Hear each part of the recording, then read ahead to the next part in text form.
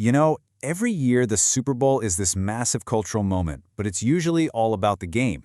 This year, though, it just feels different. The halftime show isn't some intermission. For millions of people, it is the main event, and it's all centered on one global superstar. So what makes this performance so monumental? All right, let's break it down. So this is Benito Antonio Martinez Ocasio, but you know him as Bad Bunny. We're talking about the most listened-to artist in the world. So yeah, the weight of this year's Super Bowl halftime show is resting squarely on his shoulders. The anticipation is just immense. But he's already handling the pressure with that signature kind of unbothered style he's known for. In fact, the hype is so intense that his fans have actually given this whole thing a new name, the Benito Bowl. And honestly, it perfectly captures this feeling that for millions, the 13-minute musical performance is about to completely overshadow the 4 quarters of football. But the Benito Bowl is about so much more than just his popularity. To really get why everyone's so excited, we need to dive into the deep cultural significance of what's about to happen. This right here is the headline moment.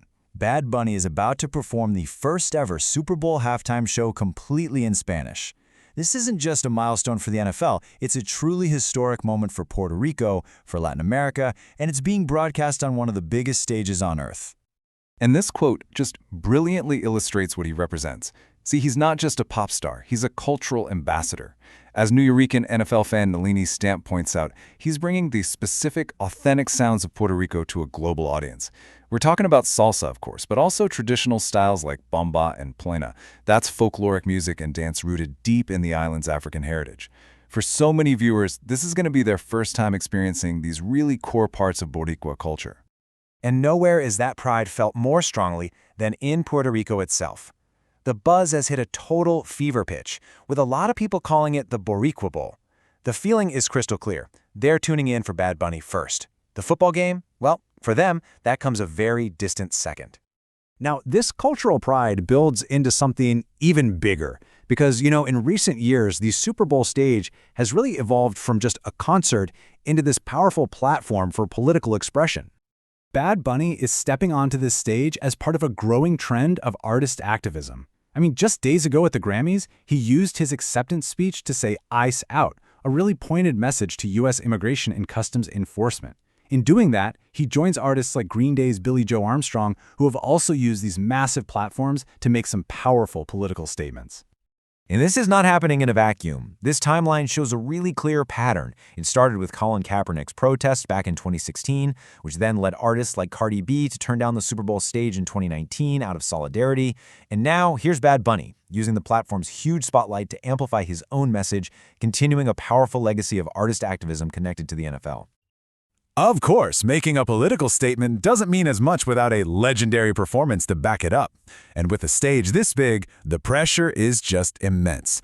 Bad Bunny isn't just performing for one night, he's stepping into a legacy of absolute icons. 133.5 million.